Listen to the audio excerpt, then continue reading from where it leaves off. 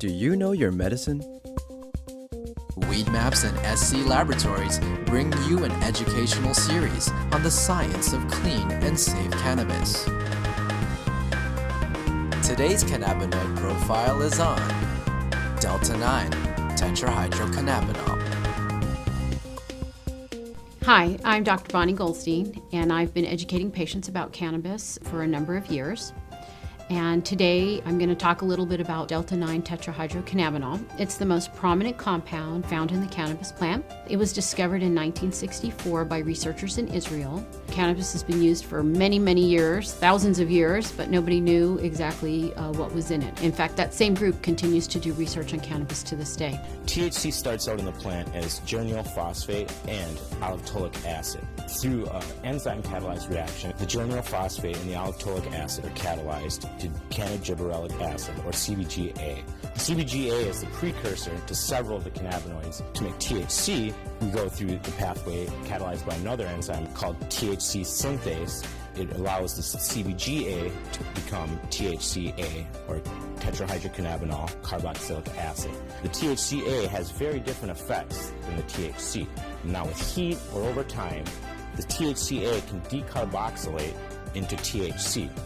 This carboxylic acid renders this compound virtually non-psychoactive. And what's interesting about THC, or Delta-9 THC, is that it has so many different effects on humans. And in about the 1990s or so, it was found that humans have cannabinoid receptors, and there have been two identified, CB1 and CB2. And THC binds to these receptors, causing a change in the function of the cell where it's binding. So what are some of the effects or changes that we see with THC? THC is well known to turn off nausea. It turns off the vomiting. It also appears to trigger appetite. It also appears to have effects as anti-inflammatory. In fact, it's been found to be 20 times stronger than aspirin. And it's also been found to be 2 times stronger than hydrocortisone, a well-known steroid that people use. It's been found to be a strong antioxidant. There was a study out of Harvard that talked about these mice that had these large tumor loads, and by giving them THC, the tumor, and I believe they were lung cancer cells, were reduced in half. There's also was a study in humans where THC actually reduced or decreased the tumor cells for this specific type of brain cancer. THC has been found to be helpful for patients with PTSD, post-traumatic stress disorder. And there are a number of current studies going on right now looking specifically at using THC to treat PTSD. THC has also been found to help patients with Tourette's syndrome.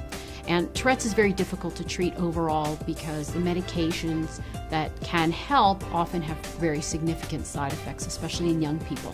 And so THC was studied, and they found that the patients had overall less tics and less urges. SC Labs tests for THC using an HPLC, also known as a high-performance liquid chromatograph. There's basically 2 methods out there to test for THC in cannabis.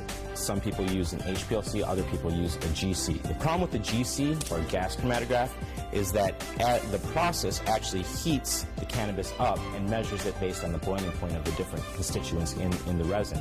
Picture trying to weigh a piece of paper by setting it on fire and placing it on a scale. Problem with that is you're going to lose some of your sensitivity because the paper is changing as you're actually trying to measure it. So that's why we choose to use HPLC to test for THC and all the other cannabinoids. No one has ever overdosed on THC, and the reason being is that you do not have these receptors, the CB1 and CB2 receptors, located anywhere in the brainstem. The brainstem controls breathing and heart rate. If the THC doesn't bind in that area, it cannot change or turn off, similar to things like opioids. And so we do not see that with THC. Usually a, quote, overdose of THC causes a patient to have excessive anxiety. They have a sense of what's called perceived harm. They think something bad's going to happen to them. They're really in no medical danger.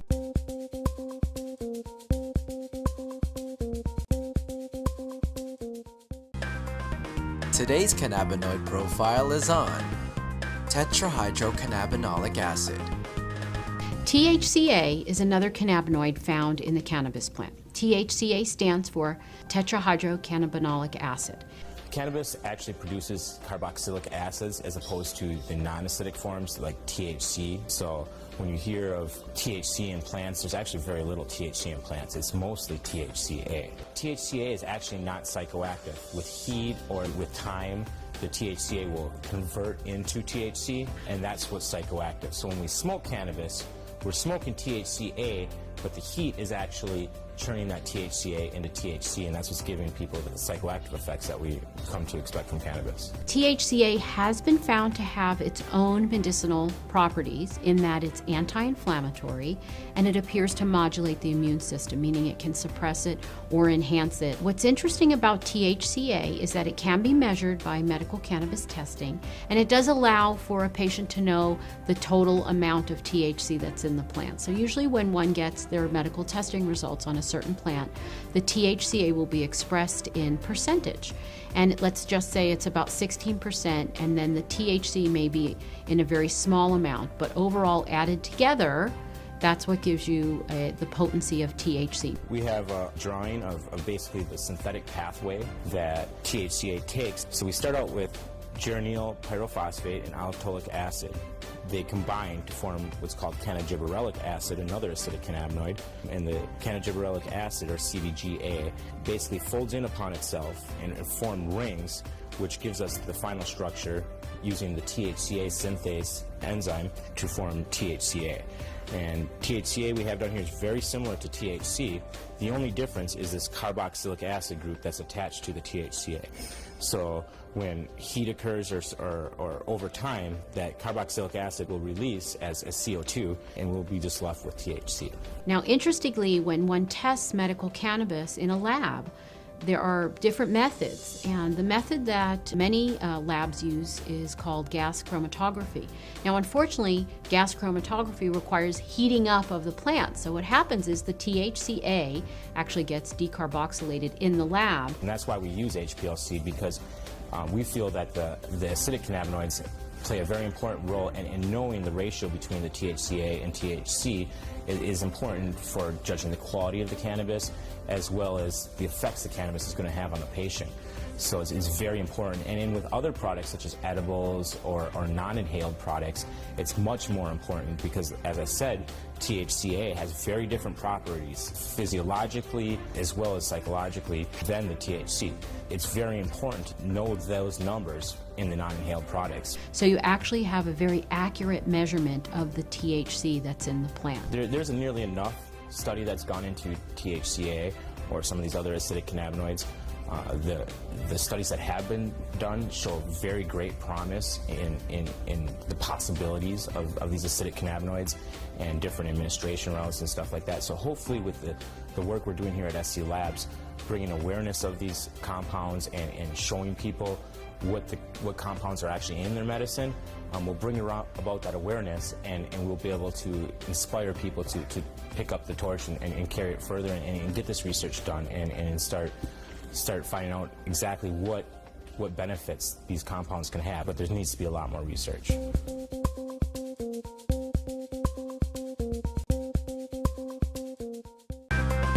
Today's cannabinoid profile is on tetrahydrocannabivarin. THC V, or tetrahydrocannabivarin, is another cannabinoid found in the cannabis plant, and it appears to have an interesting reaction with the CB1 receptor. At low doses, it blocks the receptor, and at higher doses, it binds to the receptor. And what they found in lab studies with mice is that when it blocks, it causes weight loss and decreased body fat and increased energy expenditure in these mice. So it appears to have the opposite effect of THC at these low doses. It's very similar to THC, except for a few minor chemical constituents, but it actually starts from a whole different process than the tetrahydrocannabinol that we're used to, or THC that we're used to. Most of the cannabinoids that we've all heard of, THC, CBD, CBC, start from a combination of geranyl pyrophosphate and allopulic acid, whereas THC V we're starting with diveronolic acid. And the only difference really is the diveronolic acid has 2 less carbons than the allotolic acid. So it's different in that sense that one of the 2 starting materials is slightly different. THC V is found in a lot of African landrace plants. Some of them have fairly high amounts of THC V. It's also psychoactive, similar to THC.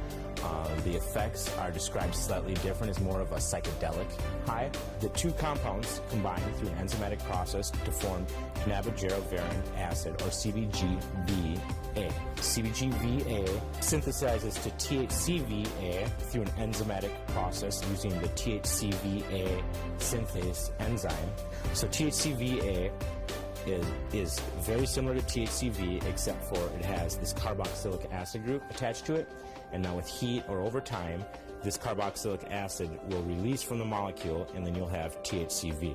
As I said, it's very similar to THC. If you did this, you would have THC. THCV has also been found to be, again, in lab studies with mice, to have some anticonvulsant properties in that it appears to lower the seizure threshold for these mice.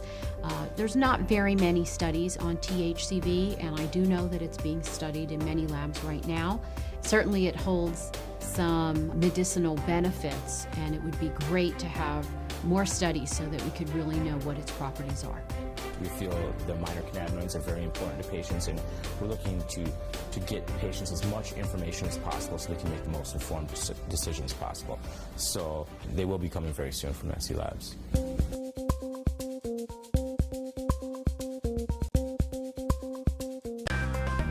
Today's cannabinoid profile is on cannabidiol. Cannabidiol, or CBD for short, is the second most prominent compound found in the cannabis plant. A lot of the medical benefits of cannabis that are attributed to THC or other cannabinoids are actually due to the CBD content of the cannabis. It has very strong anti-inflammatory properties. And not only does it help suppress inflammation, but there was a study that showed that it also helps the body to not make the chemical that causes inflammation. So it actually has somewhat of a preventive role. Cannabidiol has also been found to have anticonvulsant properties in that it can reduce the seizure threshold for a number of patients. I've had my own patients who have said that once they started using CBD-rich strains, they have found that they have had less episodes of their seizures. CBD is synthesized in the plant through the same pathways as THC, CBC. It starts out as geranyl pyrophosphate and allotolic acid. Those 2 compounds join together through an enzyme-catalyzed reaction.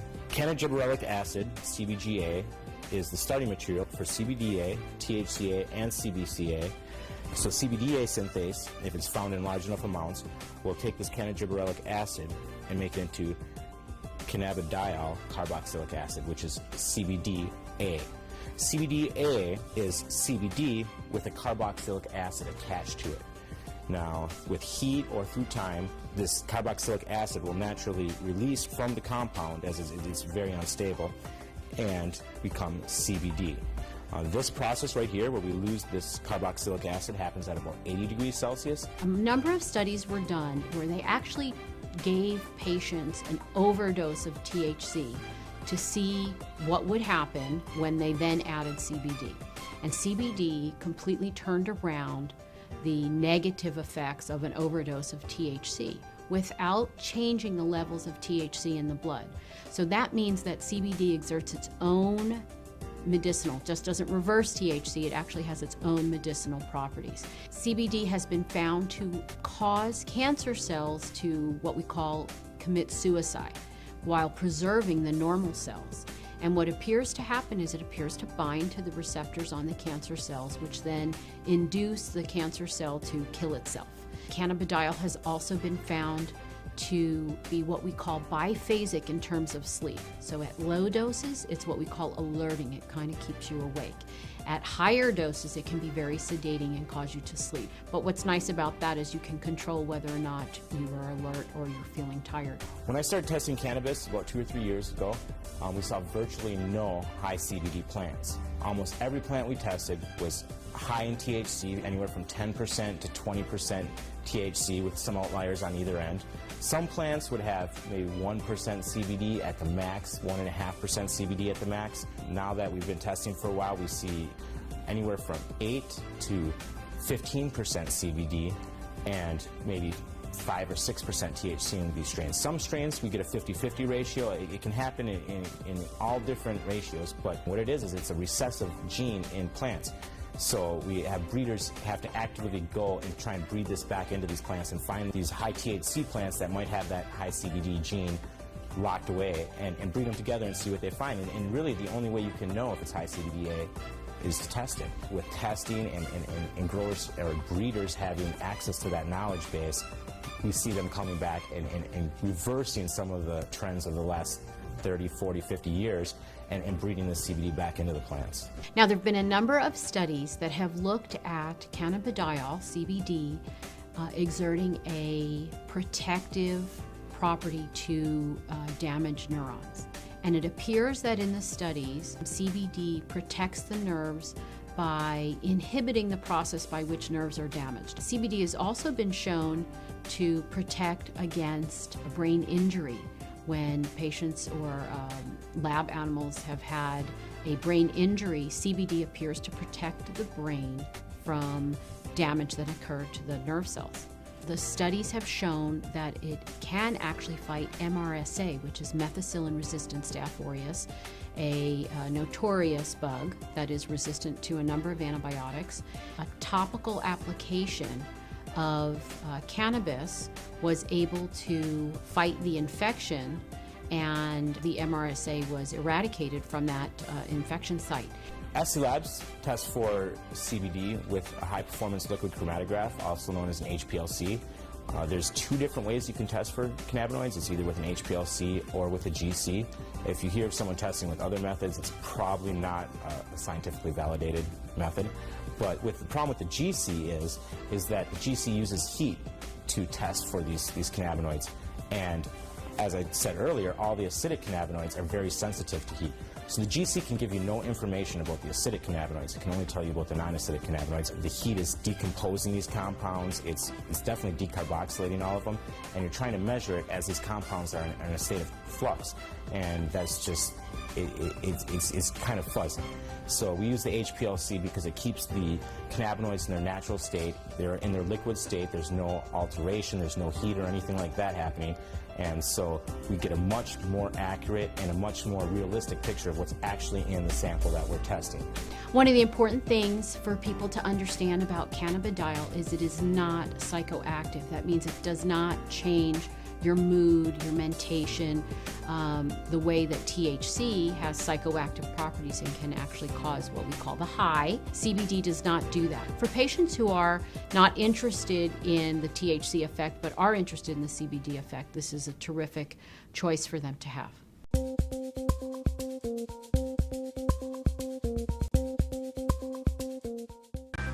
In today's episode, Dr. Bonnie Goldstein visits SC Laboratories to take a closer look at CBD.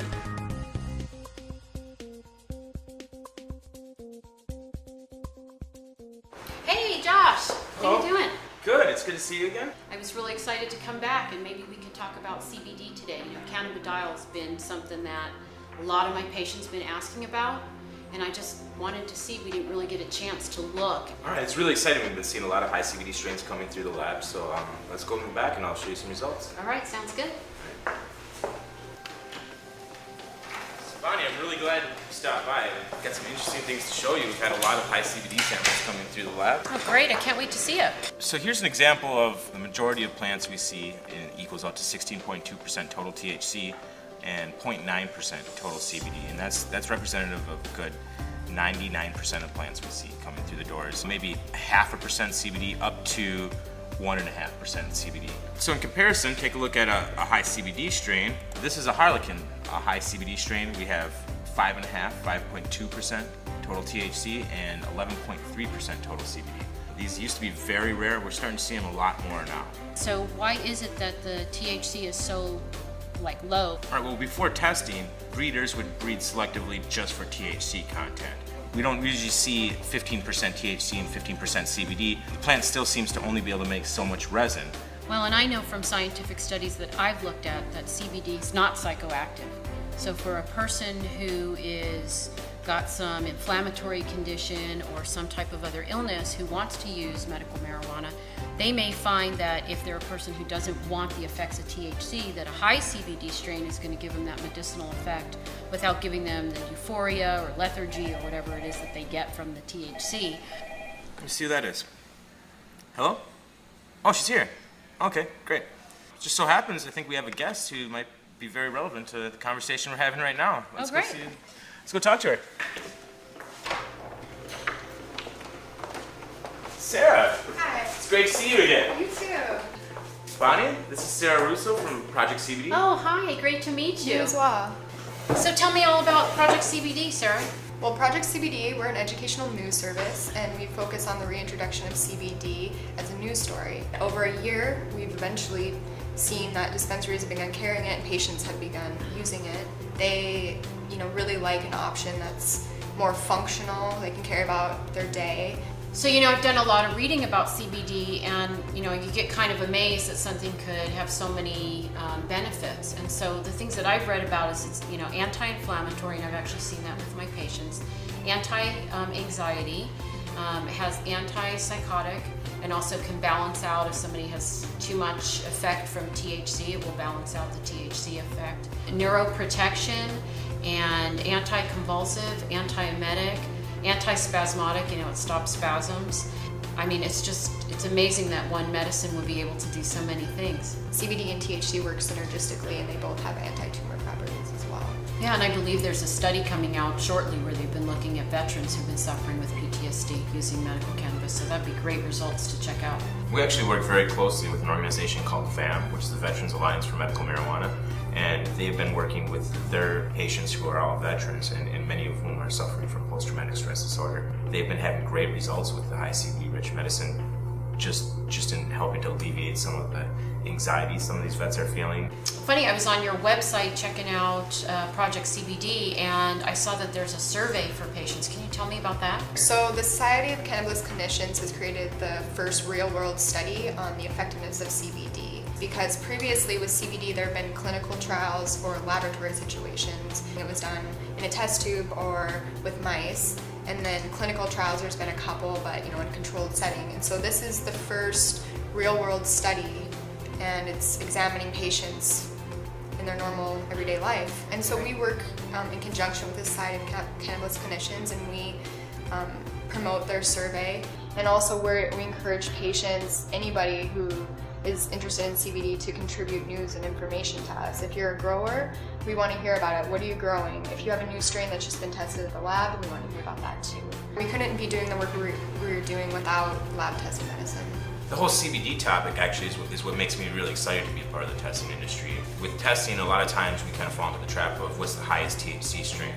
And with CBD and some of these other minor cannabinoids, it's great to be able to show patients that it's not just about the highest THC score. There's other reasons to test, and it's an honor to be able to give patients, that accurate information so that they know what they're getting, and it's exciting to be a part of that. I had a patient who is 75 years old, and she's cannabis naive. She's never used it before. And I saw her about 6 weeks after she saw me. I thought she was going to be unhappy with her results, and that's why she came back to see me, but she actually came back to tell me that she now was off 3 medications and that she had much more mobility because the inflammation went down. So I think it's just terrific when we have all this information, but we need to get it out there to the patients. I'm really excited about all of this. This is great. Between testing the medicine and educating people on CBD, I feel like just tremendous progress is being made. It really is all about educating people, and they can actually make really good decisions about their own health, about a loved one's health. And really it's about improving the quality of your life. Thank you all for stopping by. Sarah, it was great to see you again. Yeah, you too. Great to meet you, So Sarah. Great to meet you as well. Okay, we'll Thanks be in so touch. much.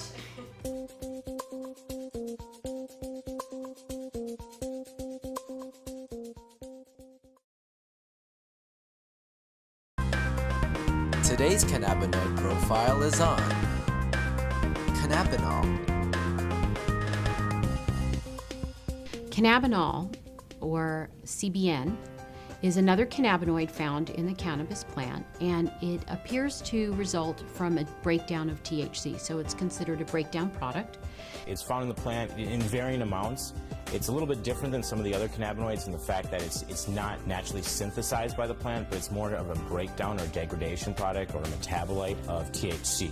CBN is psychoactive, and it's what gives most of the sedative effect of cannabis. You hear a lot of indica versus sativa. CBN is actually what's making you sleepy. And CBN can be found in any cannabis. It's produced over time or with heat. So older cannabis or cannabis that's been stored for a long time is going to have a high level of CBN. It also appears to work as an anticonvulsant. It has antibacterial properties, and it also has anti-inflammatory properties. It also appears to stimulate osteocytes, which are bone cells. It's being looked at for treatment of bone disorders such as osteoporosis. It also appears to inhibit skin cell formation. And some people say that this may have some benefit down the line once we really understand what it's doing in skin disorders such as psoriasis.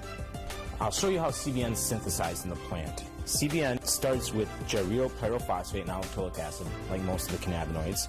Those two come together in an enzyme-catalyzed reaction. They form cannagibberellic acid, CBG A, and CBG A folds upon itself into rings and makes THC A using THC A synthase, which is an enzyme. The THC A decarboxylates, we lose that carboxylic acid right there, and form THC.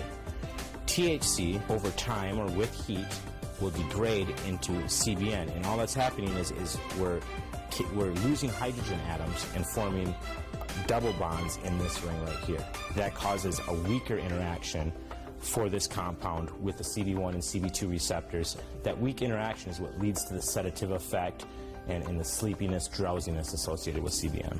When cannabis is tested in a testing facility, CBN can be measured, and usually it's under 1%. A patient can actually look to see if that's something that they're interested in, a higher percent or lower percent, because it does cause sedation. SC Labs test for CBN using a high-performance liquid chromatograph, also known as an HPLC. The HPLC is a much more sensitive instrument than the other instrument that's used to test for cannabinoids sometimes, called the GC, or gas chromatograph. We use the HPLC because it doesn't degrade any of these compounds like the GC. The GC uses heat, so it degrades some of these compounds, whereas the HPLC can test them in their natural state. The HPLC is what's accepted by International Union Office of Drugs and Crime, the Dutch Pharmacopoeia. The Dutch all have been using HPLC for quite a while now to test for these cannabinoids. What happens with the GC, so we've established that the CBN is formed by either heat or time. Same thing with the decarboxylation of this THC. At about 140 degrees Celsius, we start to see a conversion of THC to CBN. Well, the GCs must operate at much higher temperatures. So when you do a test with a GC for these cannabinoids, you're going to have a slightly lower CBD number, because the CBD with heat will actually can be converted to THC. With heat, the THC can then be converted to CBN. So what you're going to see is slightly lower CBD numbers. It's kind of a wash with THC. You might get a slightly lower number, and then with CBN, you're going to see a higher number than you would with HPLC testing. Now, is that CBN actually in the plant? No, it's a function of the heating process of the GC. And since THC and CBD are degraded with heat, that's why we test for all of our cannabinoids with an HPLC at SC Labs to get a more accurate and precise measurement of what's actually found in the plant.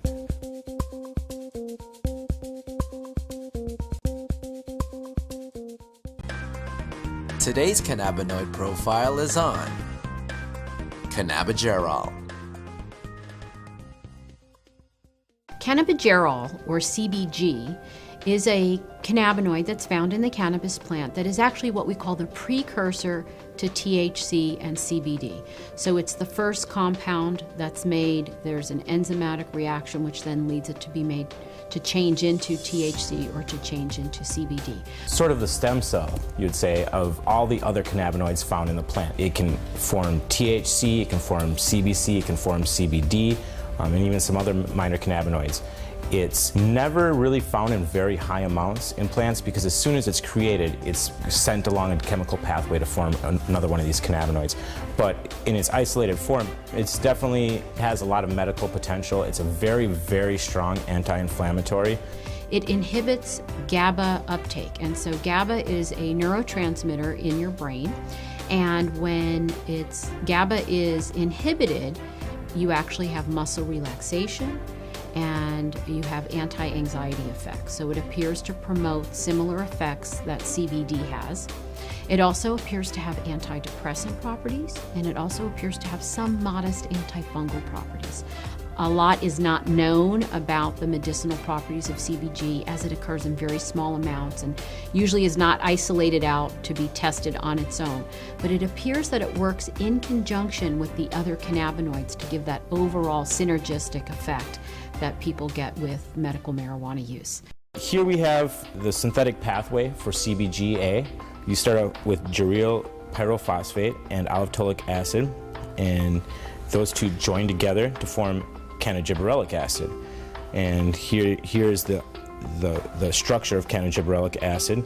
We see the COOH, which makes it the acid. If that were to disappear, then it would just be plain CBG. And we can see this long chain of carbon molecules, which is able to roll up in different ways and roll upon itself and form rings and other structures, which lead to CBDA, THCA, and CBCA.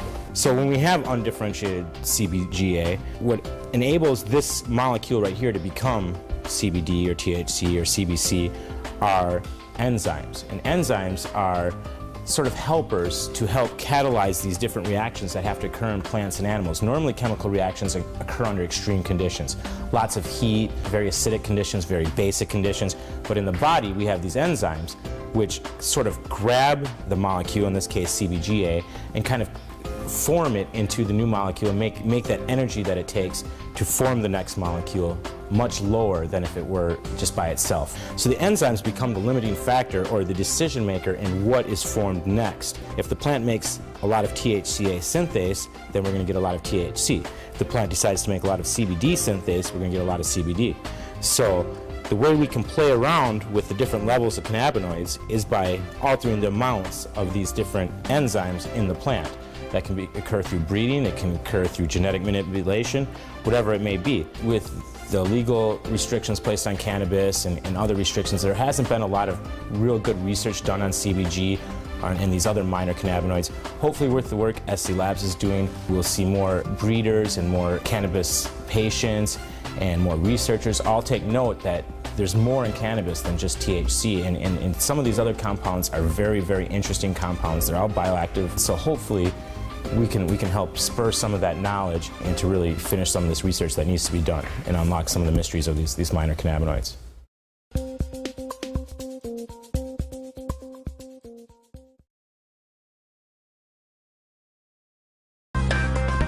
Today's cannabinoid profile is on cannabichromine. Cannabichromine, also known as CBC, is the third cannabinoid that is synthesized from CBG in the plant. Less common to find a lot of CBC than CBD or THC. And it's been found to have anti-inflammatory properties as well as analgesic, meaning pain-killing properties, although a little bit weaker than THC. It's also been found to have antifungal effects and antibacterial effects. In lab studies with rodents, to have anti-tumor effects, meaning it kills cancer cells. And certainly that part of cannabichromine needs to be studied further. And right now there are studies going on looking at cannabinoids in killing cancer cells. CBC is produced in the same chemical pathway as THC. It starts out with geranyl pyrophosphate and allitolic acid combined to form cannagibberellic acid, which is CBGA. CBGA is the precursor to CBDA, THCA, and CBCA. What happens is cannagibberellic acid through an enzyme catalyzed reaction, and what enzymes do is allow these reactions to take place at normal room temperature or body temperature, whatever it may be. And what happens here is the cannagibberellic acid is going to fold over upon itself, and this carbon atom is going to attach over here and form CBCA. And what makes it an acid is this carboxylic acid group that's attached to it. Now, this carboxylic acid group is not very stable. Over time or very quickly with heat, it'll kick itself off and disappear and leave us carbon dioxide, and you'll have your CBC. Another interesting thing about cannabichromene is it appears to inhibit the uptake of anandamide, which prolongs its life in the body, prolonging its effects. And we know anandamide has very good effects because it binds at the same receptors that the cannabinoids bind to. Cannabichromene has also been found to have antidepressant properties.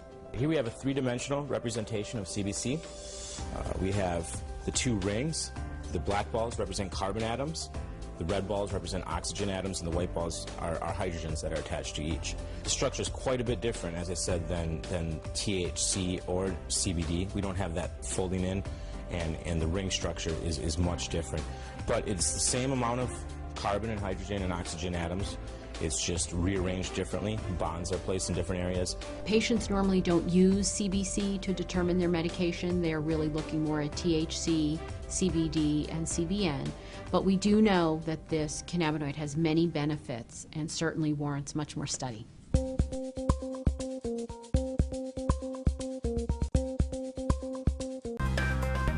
Today's cannabinoid profile is on terpenes. So terpenes are the main class of aromatic compounds that are found in cannabis. And an aromatic compound, first of all, way back when scientists were first classifying compounds, they used some rather ad hoc methods to do that. And aromatics got their name because they all have pleasant aroma. They're the kind of compounds that you would find in cinnamon, ginger, pine trees. It's these compounds that are responsible for the smell of marijuana smoke, for example. The cannabis plant produces several terpenoids that, give it, you have cannabis plants that smell like bubblegum, grape, lemon, spices. So cannabis is really an interesting plant in the fact that it can produce a wide range of terpenoids. The main terpenoids in cannabis are myrcene, limonene, caryophyllene, and pyrene. Additionally, they all will contain this kind of structure, this is the very most simple aromatic compound, which we call benzene, has the formula C6H6. It's easy to imagine how if you replaced one or more of the hydrogen atoms in this compound with other organic fragments, you can build up a whole series of different compounds that are generally referred to as aromatics. They're all somewhat similar to the cannabinoids in chemical structure, so they can definitely have interesting effects, and the terpenoids on their own have been found to have different medical benefits. For example, beta-caryophyllene is one of the few non-cannabinoids that is known to actually activate the CB2 receptor. It's also known as an anti-inflammatory. Limonene has been shown to be somewhat antidepressant, and you have myrcene, which is the majority or the major constituent of the terpenoids profile in cannabis plants. So myrcene is shown to also have medical benefits to some extent. The terpenoids are very interesting, and they give cannabis its uniqueness.